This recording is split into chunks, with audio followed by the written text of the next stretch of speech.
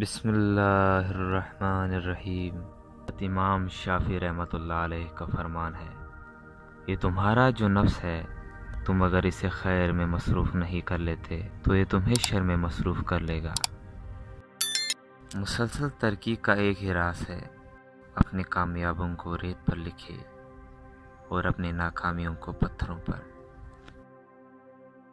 لوگوں کی باتیں پتھروں کی طرح ہیں، ان کو پیٹھ پر لاد لوگے تو پیٹھ ٹوٹ جائے گی، ان کو اپنے قدموں تلے ایک برج بنا لو تو ان پر چڑھ کر بلند ہوتے جاؤ۔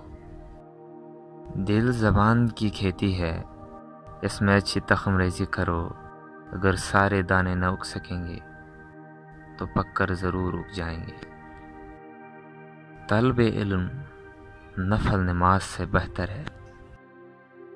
سب سے زیادہ جاہل وہ ہے جو گناہ سے باخبر ہوتے ہوئے بھی گناہ کرے۔